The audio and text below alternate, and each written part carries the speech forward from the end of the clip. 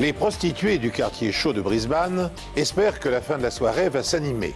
Mais lorsque l'une d'entre elles accepte de monter à bord de la voiture d'un dernier client, elle ne sait pas encore qu'elle signe son arrêt de mort.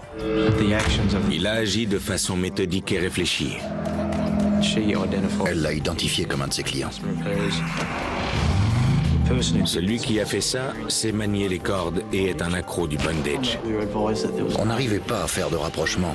On avait besoin d'échantillons ADN. Il avait été évident qu'on assistait à une montée de violence. On craignait d'avoir affaire à un tueur en série.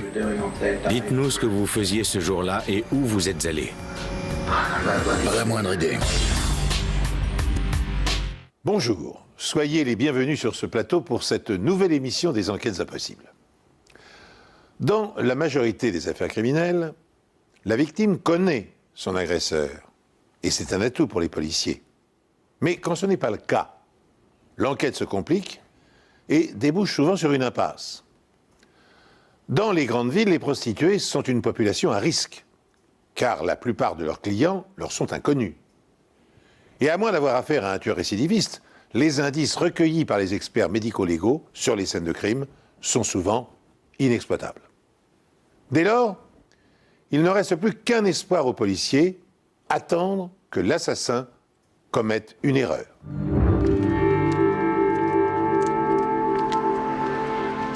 On a retrouvé un corps dans les buissons près du poste de police de Kendra, sur un terrain vague.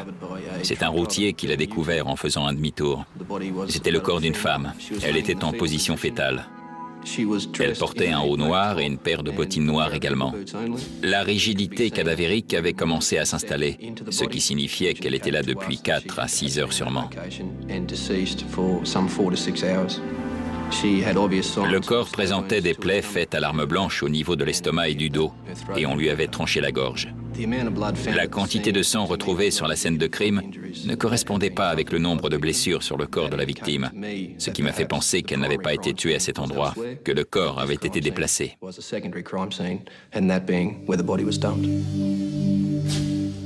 En examinant cette seconde scène de crime, on a relevé des traces de pneus. Apparemment, il s'est dirigé vers l'endroit où le corps de la victime a été retrouvé. Il a fait demi-tour et s'est éloigné. On a également relevé des traces de pas, qui à première vue avaient été laissées par le même individu. Ces empreintes venaient a priori de l'endroit où il y avait la porte du conducteur, puis faisaient le tour du corps et revenaient au même endroit. On a pu établir que les empreintes retrouvées sur la scène de crime n'étaient pas celles du routier, ce qui nous a fait penser que ces traces de pneus et de pas étaient celles de l'agresseur. J'ai photographié des empreintes de chaussures et de pneus.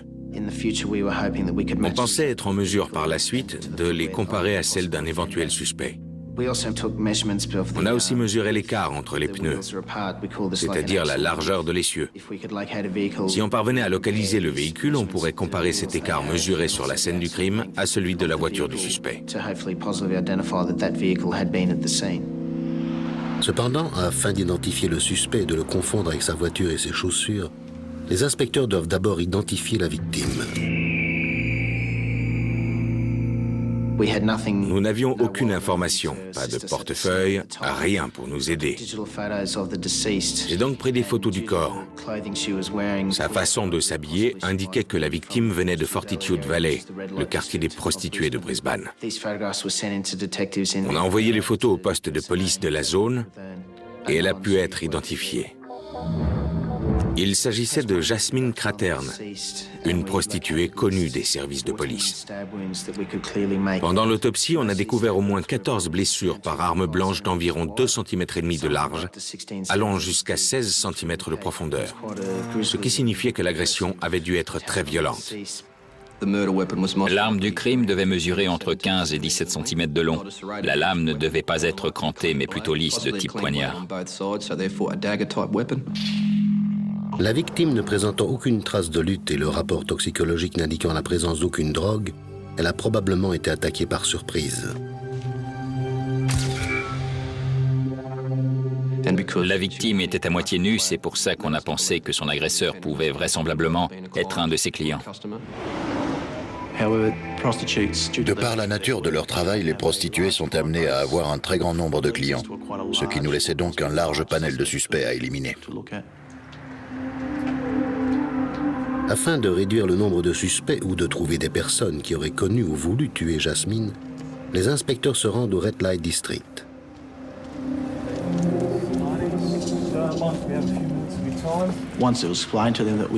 On leur a expliqué qu'on ne s'intéressait pas à leur emploi du temps détaillé, mais qu'on cherchait à élucider le meurtre d'une femme, ce qui a délié les langues. On a découvert qu'avant l'agression, Jasmine portait une mini-jupe avec une veste beige et qu'elle avait un sac à main noir.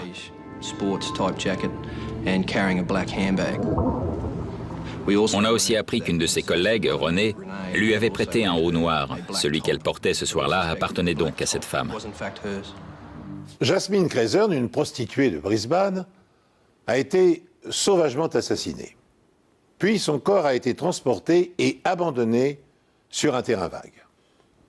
Son corsage et ses bottines sont examinés afin de recueillir d'éventuelles traces d'ADN de son agresseur. Sachant de quelle manière la victime était habillée la nuit du crime et dans l'espoir d'identifier la silhouette du meurtrier, les policiers passent au crible les bandes vidéo enregistrées par les caméras de surveillance de la ville. Visionner ces vidéos était un travail de longue haleine, mais c'était important, car on a pu voir Jasmine à la caisse d'une station-service. Mais sur cette vidéo, Jasmine est seule. Il est 20h32 et la police sait qu'elle a rencontré son agresseur 3 à 8 heures plus tard. Mais un suspect sort du lot. On a enquêté sur cet homme et on a appris qu'il venait juste de sortir de prison pour coups et blessures à l'arme blanche. Je t'ai dit de me laisser tranquille. Le rapport de police sur le meurtre d'une prostituée de 41 ans, Jasmine Cresern, indique qu'elle a reçu plus de 20 coups de couteau. En définitive, c'était une agression d'une violence inouïe. Le corps dénudé de la victime a été retrouvé par un routier jeudi sur un terrain vague. Les inspecteurs chargés de l'affaire pensent qu'il ne s'agit pas de la scène du crime. Des traces de pneus se trouvant à côté du corps de Madame Cresern sont en cours d'examen. Concernant les empreintes de pneus laissées sur les lieux, nous n'avions malheureusement pas de données sur ce type de pneus. Il fallait donc aller chez tous les fabricants afin de pouvoir les identifier. Au début, nos recherches pour identifier ces pneus n'ont pas été très fructueuses. Mais les caractéristiques de base et la forme des rainures indiquaient qu'il s'agissait de pneus généralement utilisés pour les véhicules utilitaires légers, les camionnettes. Les inspecteurs se tournent alors vers les empreintes de chaussures. On a envoyé des photos à un officier de police en charge d'une base de données répertoriant les différents styles et formes de chaussures. L'empreinte a été identifiée comme provenant de boots, qui sont des chaussures de travail classiques portées par de nombreuses personnes. On a ensuite pris contact avec le distributeur, ou du moins le représentant de cette marque dans la région de Brisbane. Cette personne nous a fourni quelques informations, notamment que les impressions sur la semelle se faisaient depuis 30 ans. Et par conséquent, les recherches pour retrouver le propriétaire de ces boots n'aboutiraient pas. Cependant, c'était un bon point de départ pour faire le rapprochement entre les empreintes et un suspect. Et cette personne vient de se faire connaître. On nous a dit qu'un ex-petit ami de Jasmine l'avait maltraité dans le passé. On a donc fait des recherches sur cet homme et on a appris qu'il avait commis un meurtre, ce qui a éveillé nos soupçons. On l'a retrouvé et interrogé plusieurs fois. À l'issue de ces interrogatoires, il a été mis hors de cause parce qu'il avait un alibi solide pour le moment supposé du meurtre. De plus, on ne pouvait pas lui imputer les empreintes de pneus et de chaussures à ce stade de l'enquête.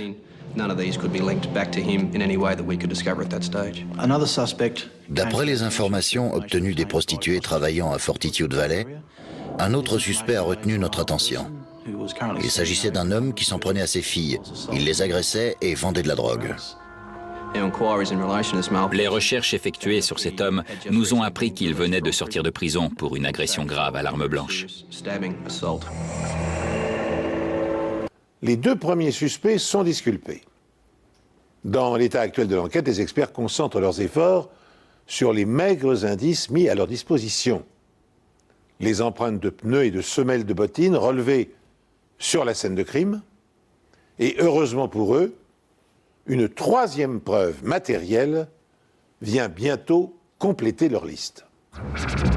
On nous a informé qu'un échantillon d'ADN avait été obtenu à partir d'une tache de sperme localisée sur le haut que Jasmine Craterne portait quand on l'a retrouvée. On pensait que le sperme provenait très certainement d'un client et on espérait que ce client soit également l'agresseur.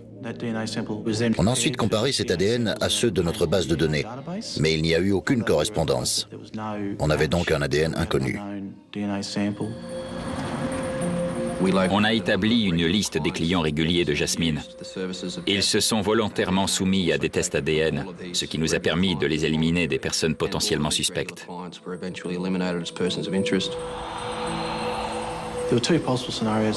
Il y avait deux scénarios possibles. Jasmine avait été tuée soit par une personne qu'elle connaissait, soit par un étranger, un client rencontré ce soir-là. À ce stade de l'enquête, on était pratiquement sûr d'avoir fait le tour des clients de Jasmine et de les avoir écartés en tant que suspects. Il s'agissait donc d'un étranger, quelqu'un que Jasmine ne connaissait pas, un client rencontré ce soir-là. Les inspecteurs de police se sont tous réunis à la réserve de Deepwater Bend, où un employé municipal a retrouvé le corps de cette femme ce matin à 7h30. 6 mois plus tard, une autre prostituée rencontre le même client. Elle était attachée face contre terre. On voyait qu'elle avait reçu des coups de couteau. Les employés ont eux-mêmes délimité la scène de crime. On s'est dit qu'il valait mieux délimiter cette zone qui était manifestement la scène du crime. La police estime que le corps n'était pas là depuis longtemps. Selon toute probabilité, le corps n'était là que depuis quelques heures. Le corps a été retrouvé sur le parking et gisait face contre terre. Elle était complètement nue et ne portait qu'une sandale au pied gauche. Elle avait de nombreuses blessures par arme blanche dans le dos, la poitrine et les flancs. On a obtenu une image numérique à partir des empreintes digitales de la victime et on a pu l'identifier comme étant Julie McCall, une prostituée de Brisbane de 42 ans. Elle avait les jambes, la taille et les mains liées par des cordes. Elle avait les yeux bandés et était bâillonnée. Julie McCall a reçu 24 coups de couteau. Et comme Jasmine Craterne, certaines de ses blessures sont profondes de 16 cm. Mais cette fois, l'agression a été moins frénétique. Les cordes n'ont pas été endommagées, ce qui montre que l'agresseur a agi de façon méthodique et réfléchie. Cependant, ces cordes se révèlent être une piste possible. La façon dont les cordes étaient attachées et le métier de Julie McCall indiquaient qu'il s'agissait peut-être de bondage et que la personne ayant utilisé ces cordes était expérimentée. On estimait que ces cordes appartenaient à l'assassin. Ce n'est pas le genre de choses qu'une prostituée a sur elle dans l'attente d'un éventuel client adepte du bondage. On pensait qu'un examen scientifique de ces cordes nous guiderait vers leur propriétaire et peut-être au meurtrier. Après examen, on a découvert que la corde utilisée pour attacher Julie était une corde de coton tressée très répandue. Et au bout de la corde, utilisée pour lui attacher les poignets, il y avait un clip pour éviter qu'elle ne s'effiloche. Même s'il s'agit d'une corde des plus classiques, elle n'est pas vendue avec ces clips, ce qui est une bonne nouvelle pour les enquêteurs. Les clips ont été fermés à l'aide d'un outil. Il ne nous restait plus qu'à trouver cet outil à partir des traces qu'il avait laissées. Les indices recueillis sur les deux scènes de crime présentent-ils des points communs? Les preuves vont-elles se compléter pour conduire les enquêteurs à attribuer les meurtres des prostituées au même agresseur? Enfin, le chèque retrouvé près du corps de Julie McCall offre-t-il une chance inespérée de pouvoir l'identifier? C'est un bon mobile. Il a recours au service de cette femme et elle lui dérobe son argent.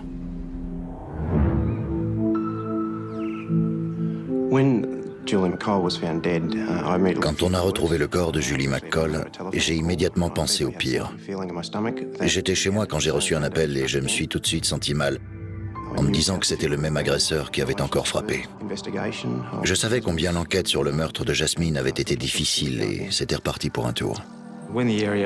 Aucune empreinte de chaussures ou de pneus n'a été retrouvée au cours de l'examen minutieux des lieux autour de la victime et dans le parc. C'était probablement dû au fait qu'il avait plu la nuit du meurtre. À proximité du corps, on a retrouvé un chèque froissé. Ce chèque appartenait à quelqu'un. C'était un énorme progrès dans notre enquête puisqu'on allait pouvoir identifier la dernière personne à avoir vu la victime.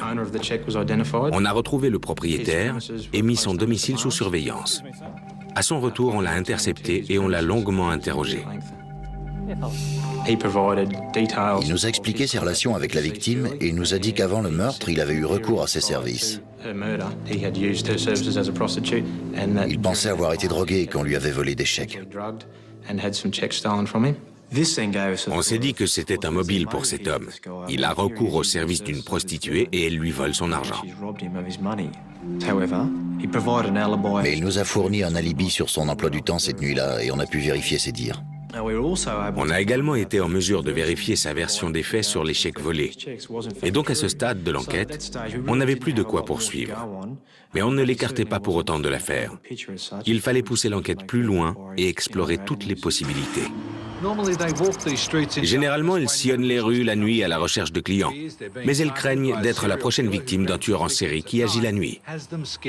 Ça peut être n'importe qui ici, on ne peut pas savoir. Il y a plein de mecs bizarres, c'est plus sur le jour.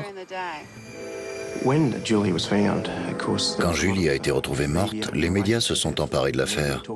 Ils ont émis l'hypothèse d'un tueur en série. Notre plus grande peur était qu'une personne s'en prenant aux prostituées soit dans la nature. On avait maintenant 2 meurtres de femmes poignardées à mort en l'espace de 6 mois. Il était fortement possible que cette personne frappe à nouveau. On a donc décidé que la façon la plus efficace d'enquêter sur ce meurtre et celui non élucidé de Jasmine Craterne était de mettre en place une cellule spéciale sur ces affaires. Le nom de code de ce détachement spécial était Midas. Il a été créé pour résoudre ces 2 affaires de meurtre et 2 autres cas similaires datant de 1998. Le meurtre de Elizabeth Henry et le passage à tabac de Karen Rickmile. Au départ, les enquêtes seront traitées séparément. Mais il est encore trop tôt pour dire si nous recherchons une ou plusieurs personnes. Une prostituée pense avoir la réponse, du moins pour le meurtre de Julie. Jacinta estime être la dernière personne à avoir vu son amie en vie et à avoir rencontré son assassin. Jacinta nous a dit qu'elle avait bavardé avec Julie vers 2h30 du matin sur Hendrick Street, à Fortitude Valley. Elles ont eu une conversation banale sur le temps, ce genre de choses. Et 20 minutes plus tard, un homme a abordé Jacinta. Ils ont discuté ensemble et il lui a demandé quelque chose de particulier. Il est ensuite entré dans les détails et lui a dit qu'il voulait l'attacher. Mais ça ne l'intéressait pas, elle est donc descendue du véhicule et l'homme est parti en lui disant qu'il reviendrait.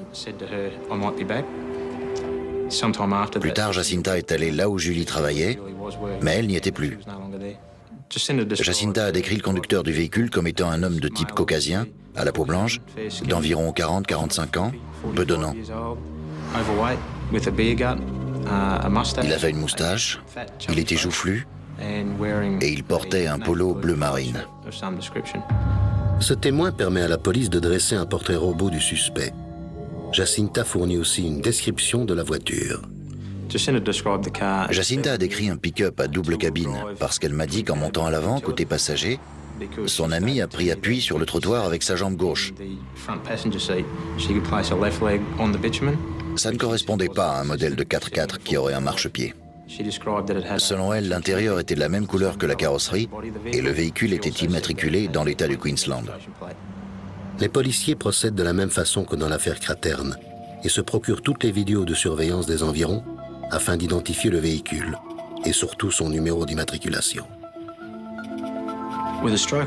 Par chance, on a trouvé un véhicule correspondant à la description qui sillonnait les rues ce soir-là. Le pick-up apparaît 3 fois sur les vidéos et on s'est dit qu'on tenait quelque chose.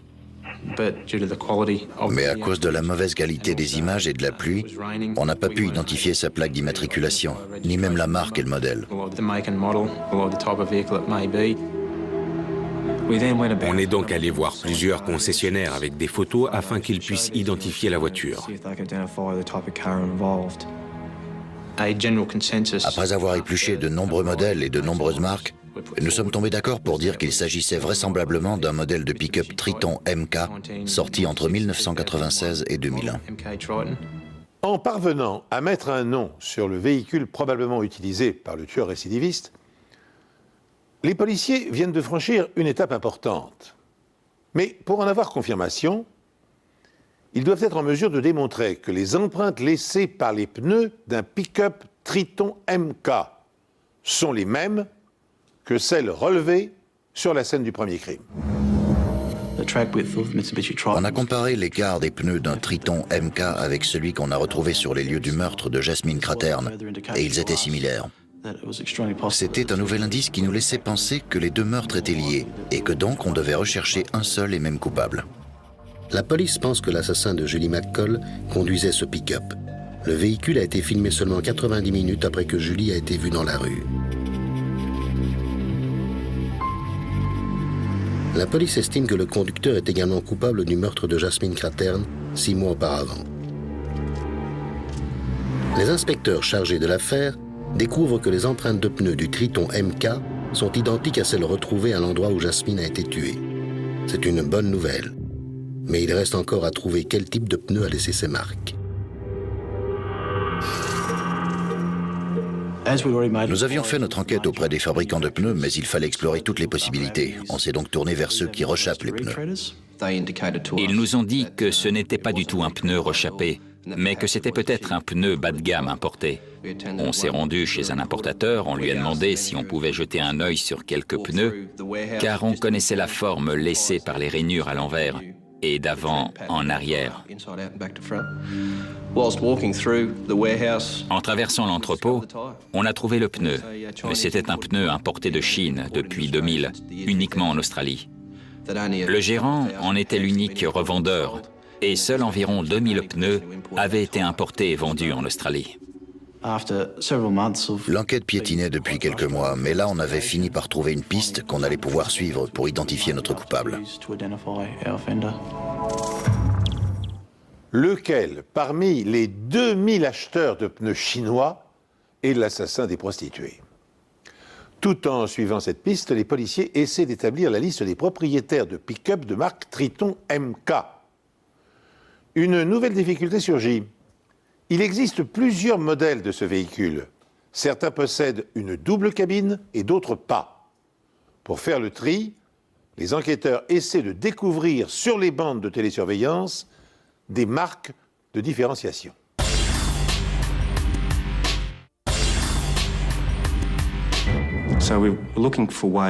On cherchait un moyen de réduire nos recherches. Les vidéos de surveillance montrent que le véhicule avait été personnalisé. On pouvait remarquer des décorations sur le côté et une antenne de CB. Il y avait également des feux anti-brouillard, une barre pare-choc Safari et un pare-brise arrière en plexiglas de la même couleur que le véhicule. On a utilisé ces éléments pour affiner nos recherches. On s'est tout d'abord focalisé sur les véhicules au nord de Brisbane, car les deux endroits où on a retrouvé les corps étaient situés sur la même route allant vers la rivière de Brisbane, tout droit vers la Sunshine Coast. Après avoir enquêté sur les véhicules au nord de Brisbane, les inspecteurs croisent sur leur route un véhicule similaire qui se dirige en sens inverse. Il est identique à celui qu'ils recherchent. À ce moment-là, on a été tenté de poursuivre la voiture, mais le temps qu'on trouve une sortie et qu'on fasse demi-tour, elle était déjà loin. Les policiers ont-ils aperçu par hasard le pick-up appartenant au meurtrier? C'est probable. Encouragés par cette découverte, ils obtiennent du constructeur la liste des acheteurs du modèle à double cabine. Et du coup, le nombre de suspects diminue radicalement. Il ne reste plus que 160 véhicules dans l'État du Queensland à correspondre à ce critère, dont seulement 26 circulent dans les quartiers nord de Brisbane. Il y en avait un en particulier. J'ai fait des recherches sur ce véhicule et j'ai découvert qu'un homme, Francis Michael Fahey, avait eu une amende. Je me suis renseigné sur ce monsieur Faye et j'ai trouvé qu'il avait été condamné pour escroquerie et qu'il y avait une photo de lui en prison. On me l'a su procurer et je l'ai comparé au portrait robot. Il y avait une ressemblance. On s'est donc rendu chez lui à Narangba. Un pick-up Triton MK gris identique à celui qu'on recherchait était garé devant la maison. Il était décoré, il avait une antenne de CB et un pare-brise du même gris que la carrosserie. La voiture faisant face au garage, on ne pouvait pas voir si elle avait des feux anti-brouillard ou un pare-choc Safari à l'avant. Mais on était satisfait de trouver la voiture qu'on avait vue sur les vidéos de surveillance. Ensuite, on est rentré et on a placé le véhicule sous surveillance. En le suivant, on s'est rendu compte qu'il fréquentait la réserve de Deepwater Bend à Bald Hills, là où on avait retrouvé le corps de Julie McCall. Une équipe de surveillance a remarqué qu'il avait une paire de boots dans sa voiture. Les inspecteurs se renseignent alors pour vérifier si Francis Faye est le propriétaire de ces boots. Maintenant qu'ils ont un suspect sérieux, ils ne veulent pas ruiner leur chance en allant trop vite, ni lui parler sans avoir suffisamment de preuves.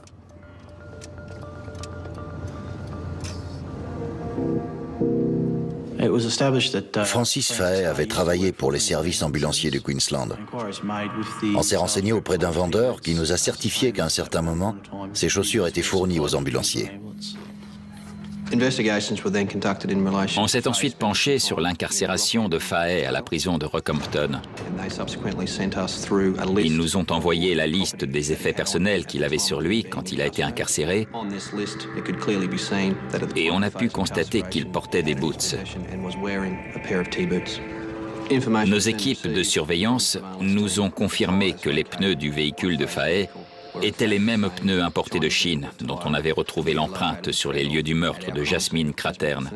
On était de plus en plus convaincus que les meurtres de Julie McCall et Jasmine Craterne étaient liés comme on l'avait pensé.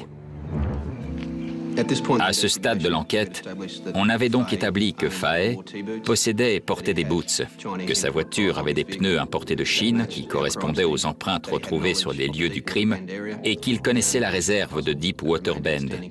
La seule pièce manquante au puzzle dans notre enquête était l'ADN. Faye était sous surveillance et on a récupéré un de ses mégots de cigarettes pour le faire analyser. Les résultats ont révélé que son ADN correspondait à celui retrouvé sur le haut de Jasmine Craterne. Les inspecteurs retournent alors voir la prostituée qui a prêté ce haut à Jasmine. Ils veulent vérifier si elle portait ce haut lorsqu'elle travaillait et si Francis Faye a été un de ses clients, ce qui expliquerait pourquoi on a retrouvé son sperme dessus. René s'est rendu compte que ce haut ne lui appartenait pas. De plus, ce qu'elle va raconter aux policiers va se révéler très important à ce stade de l'enquête.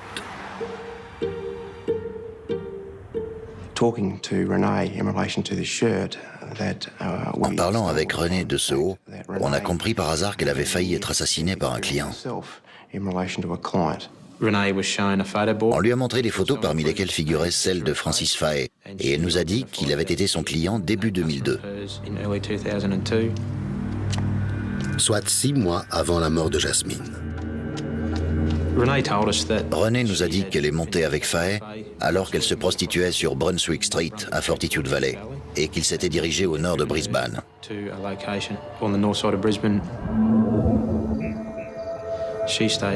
Elle nous a dit qu'ils avaient eu des rapports sexuels dans sa voiture et qu'au moment où elle s'était redressée, il lui avait montré des menottes et s'était présenté comme un inspecteur des impôts et qu'elle était en état d'arrestation.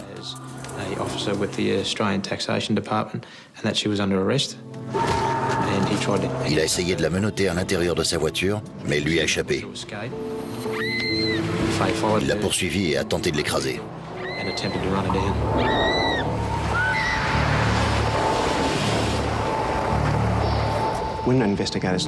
Lorsque les inspecteurs ont appris ce qui était arrivé à René, ils ont compris que Francis Faye devenait de plus en plus violent. Il a commencé par tenter d'écraser René et 6 mois après, il a poignardé 14 fois Jasmine Craterne. Il a ensuite assassiné Julie de plus de 22 coups de couteau. Il était clair que sa violence augmentait. 3 mois se sont écoulés depuis la mort de Julie Et la police estime avoir réuni suffisamment de preuves à charge pour lancer un mandat d'arrêt contre Michael Fahey. Dans l'espoir de récolter des indices supplémentaires, il perquisitionne son domicile en employant les grands moyens.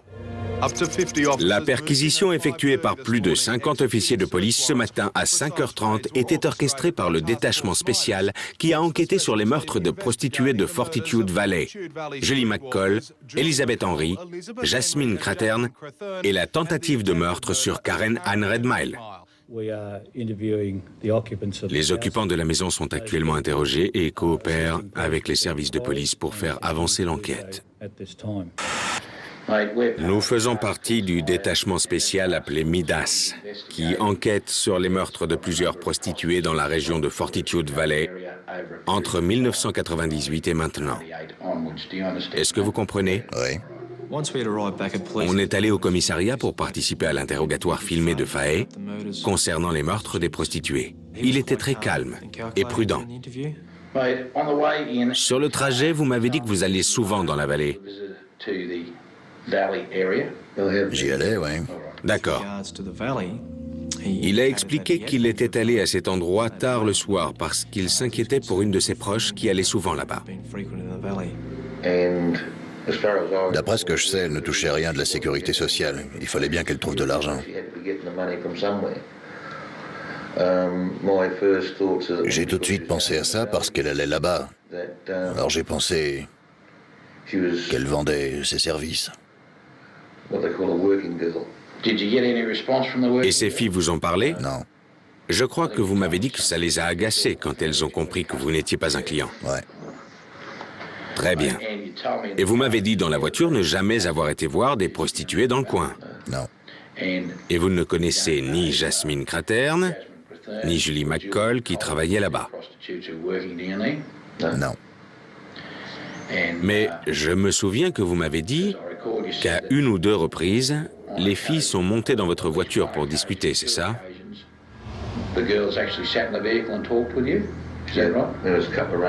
Les nuits sont souvent pluvieuses ici, ouais.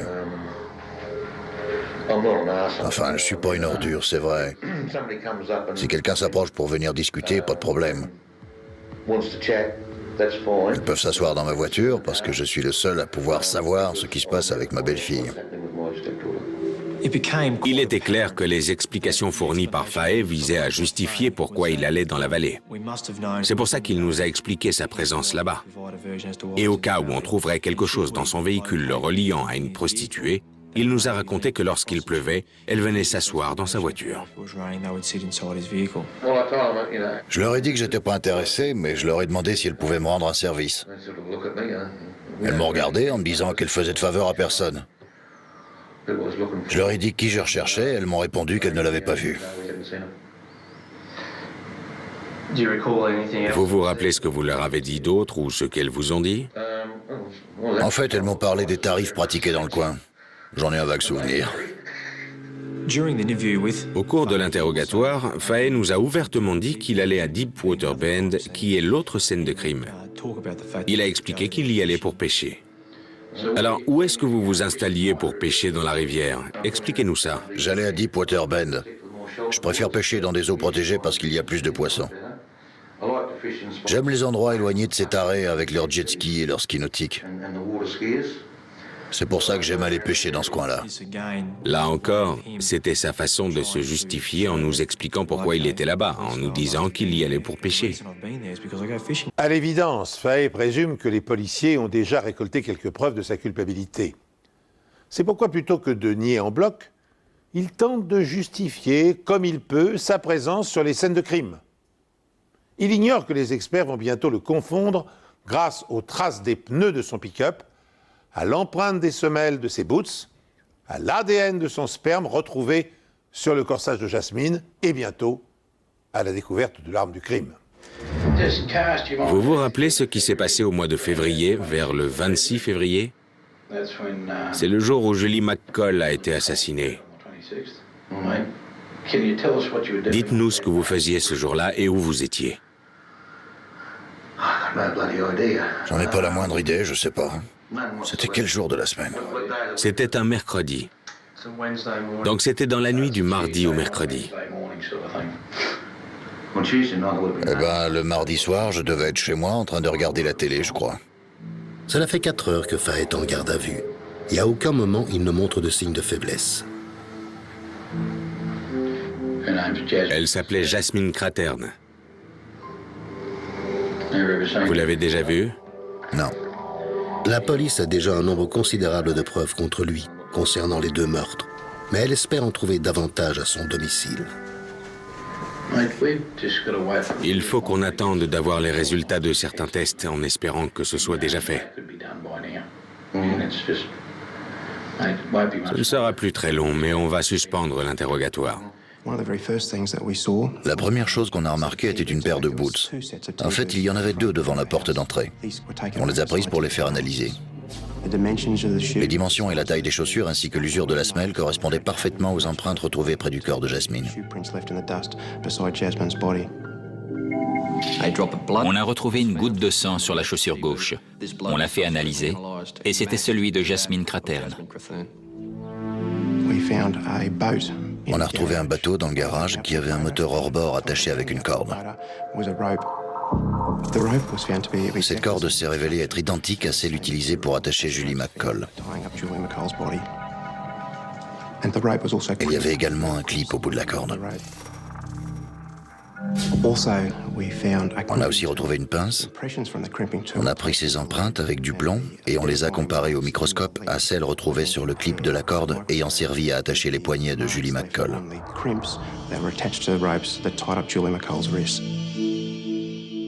Les empreintes se sont révélées parfaitement identiques. La preuve la plus évidente qu'on a trouvée au domicile de Francis Faye était une baïonnette. Les dimensions de l'arme coïncidaient avec les blessures observées sur les corps de Jasmine et Julie. Pendant la perquisition, l'interrogatoire a été suspendu un long moment. Et c'est à ce moment-là qu'il s'est mis à parler. Vous voulez de l'eau ou du café? Non, j'ai ce qu'il faut. Là, on a senti que Faye avait du mal à coller à sa version des faits. Il devait se douter qu'on allait trouver des preuves accablantes de sa culpabilité pour ces 2 meurtres. Ça devenait trop lourd à porter. C'est là que Faye nous a fait rappeler dans la salle d'interrogatoire. On vient de me demander de revenir vous voir parce que vous vouliez me parler. Ouais. Alors de quoi voulez-vous me parler cette fois? Je veux vider mon sac. Est-ce que ça a un rapport avec notre discussion de ce matin? Ouais. Je veux vous faire des aveux pour ce qui s'est passé à Kendra et à Deepwater Bend. Faye s'est mis à parler du meurtre de Jasmine Craterne. Il nous a expliqué qu'il l'avait emmenée dans la vallée cette nuit-là. Quand cette fille s'est approchée, elle m'a demandé si je voulais de la compagnie. Je lui ai répondu ouais, que j'étais pas contre un peu de compagnie. Elle m'a donné ses tarifs, 50 € pour une fellation. Ça m'intéressait, j'ai accepté.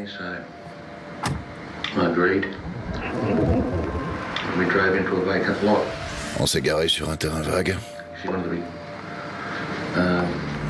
Je l'ai d'abord payé.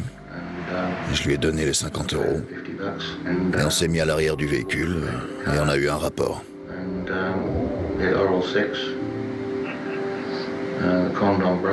Le préservatif s'est déchiré. Et après, tout ce dont je me souviens, c'est d'être en train de rouler comme un fou.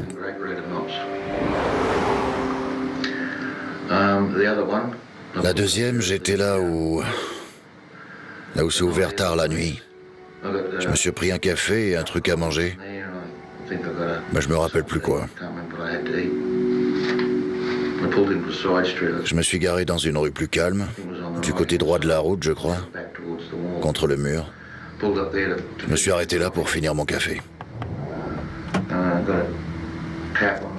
Et une fille a frappé à la fenêtre pour me proposer ses services. Elle me proposait une fellation pour 25 € et je me suis dit... Elle s'est assise à côté de moi pendant que je buvais mon café et elle a commencé à me demander ce qui me plaisait. Des trucs dans le genre. Je lui ai parlé de bondage. Et elle m'a proposé d'aller chez elle. Je lui ai dit non, pas chez elle. J'aurais pas été bien. Et alors le seul endroit auquel j'ai pensé, c'était Deepwater Bend. Je lui ai proposé et elle était d'accord pour y aller. Elle m'a dit qu'avec ce temps, elle n'aurait pas beaucoup de clients ce soir.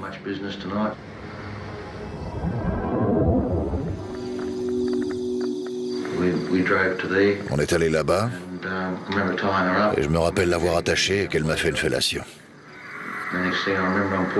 Et ensuite, tout ce dont je me souviens, c'est de m'être arrêté sous le pont, de nettoyer le sang que j'avais sur les jambes et de vomir toutes mes tripes. Je me rappelle de ça. Ces deux femmes ont été poignardées à mort. Ouais. Pouvez-vous m'expliquer comment ça s'est passé? Bah apparemment, je les ai poignardées, mais je m'en rappelle plus trop.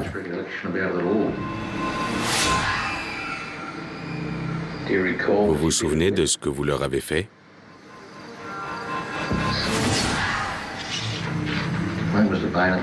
J'avais une baïonnette dans la voiture, je m'en servais avant, quand je chassais le cochon.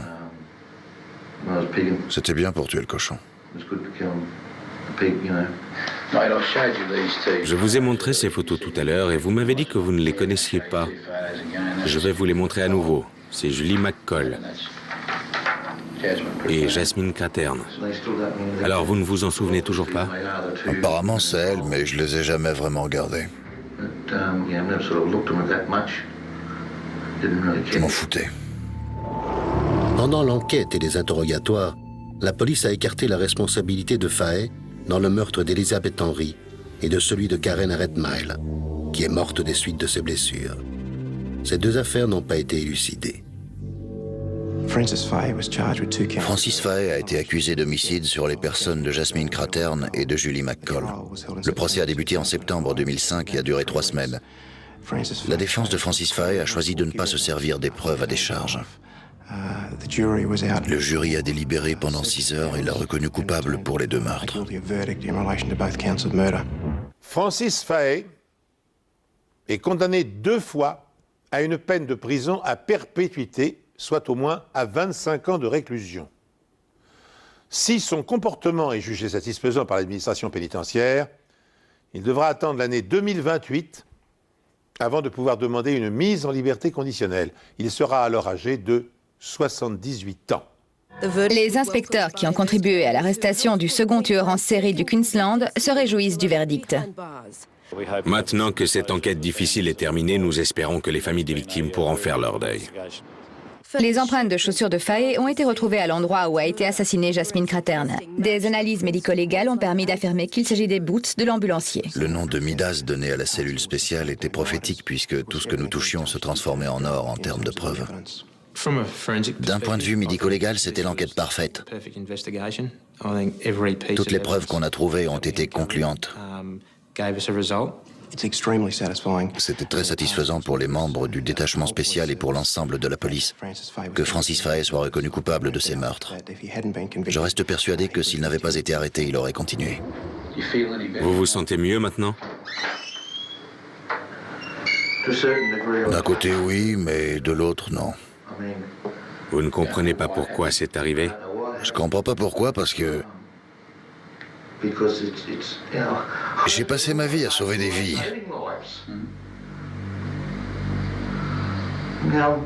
Et je les ai tués, mais je ne sais pas pourquoi. Lors de son procès, Francis Michael Fahey a plaidé son irresponsabilité dans les 2 meurtres de 2 prostituées, arguant que son dégoût de la violence aurait dû l'empêcher de commettre des actes d'une telle barbarie. Il a reconnu s'être nettoyé du sang de ses victimes, mais affirme n'avoir aucun souvenir de les avoir tailladées à mort avec sa baïonnette. La famille de Fahey a attribué ses crimes au traumatisme qu'il aurait subi quand il était ambulancier, à son état psychique délabré et à sa consommation excessive d'antidépresseurs. Détail navrant. Pour avoir escroqué l'assurance maladie, Fahey aurait dû se trouver en prison la nuit du second meurtre. Sachez encore que Jacinda Horn, la prostituée qui avait fourni aux policiers des informations essentielles pour l'arrestation du prédateur, a reçu une prime de 100 000 $ avant d'être à son tour arrêtée pour avoir laissé traîner une seringue de drogue dans la rue et résister à un contrôle d'identité. Ainsi s'achève cette émission. Merci de vous être fidèles. Je vous donne rendez-vous prochainement pour une nouvelle enquête impossible.